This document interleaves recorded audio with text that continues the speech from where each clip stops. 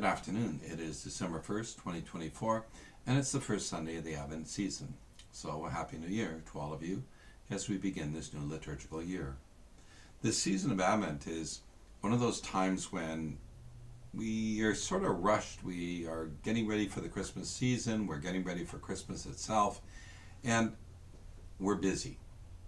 The Advent season plays a very important role in our lives because it's supposed to be a time of reflection.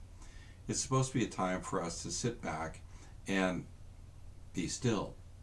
But we don't do that very well because, well, there's the Christmas gifts that need to be bought, there's the trees that need to be put up, there's the lights that need to be strung, there's all of this stuff that needs to be done.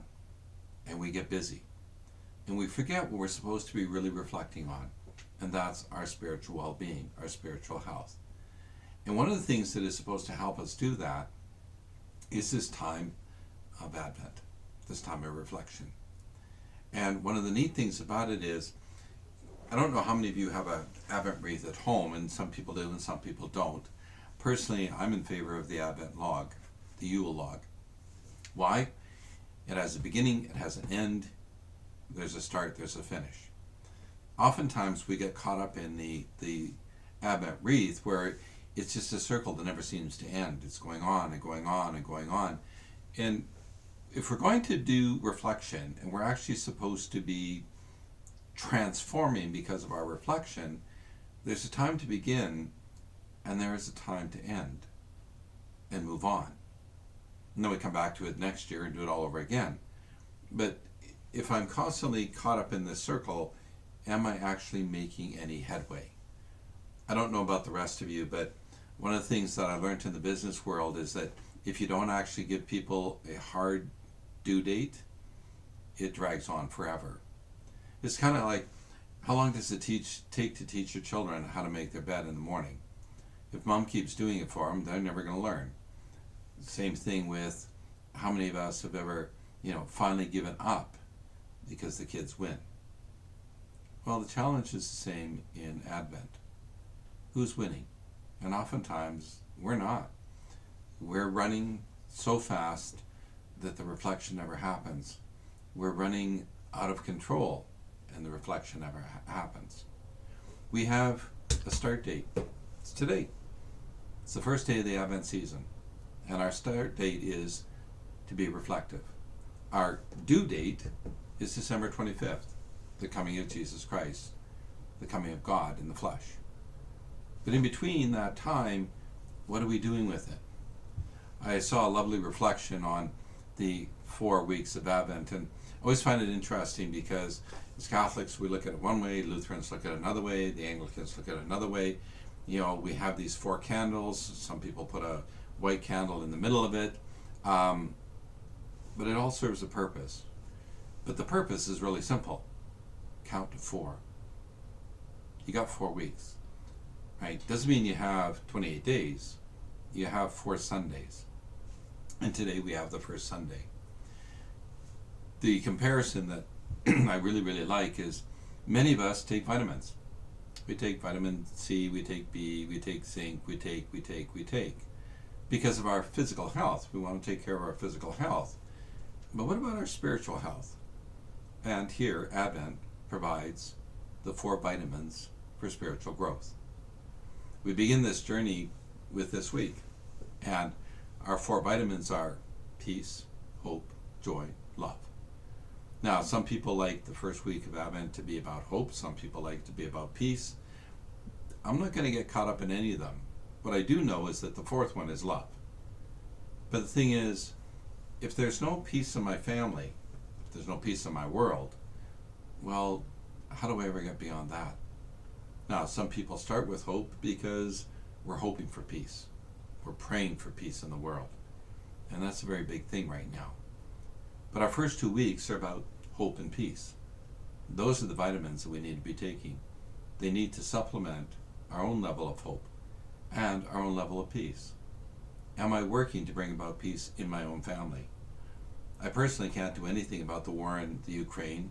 I can't do anything about the conflict in the Middle East. I can't do anything about all of the different wars that are going on in this world. But I can bring about peace in my own family. I can work for harmony within my community. And that's where we begin. Because that peace and hope is how we see and understand the future. How are we bringing about peace in our world? If we truly love God above all things, are we filled with hope and anticipation of eternal life? Are we filled with a sense of peace that we know where we're going? Then, of course, the third week, Joyful Sunday, that's the easiest one to figure out because, God Day Sunday, we wear pink. We wear rose, right? Personally, rose by any other name still looks pink to me. But pink is more joyful. It seems to sound joyful. But how many people actually wear pink on Gaudete Sunday? How many of them actually seek the joy of the season? We're almost there. Our anticipation should be filled up. And of course, the fourth Sunday of Advent is all about love. And I'm pretty sure that all of us could use some supplement in love. How well are we loving one another?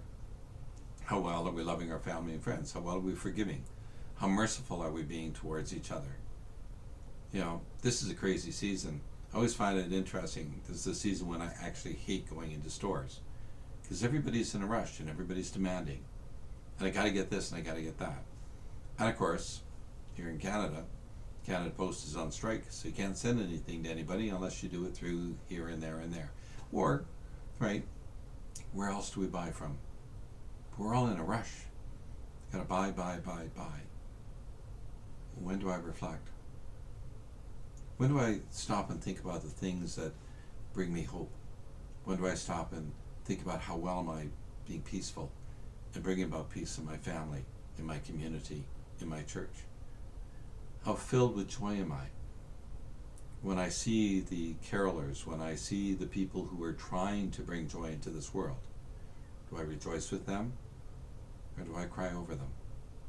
And finally, am I truly loving God above all things?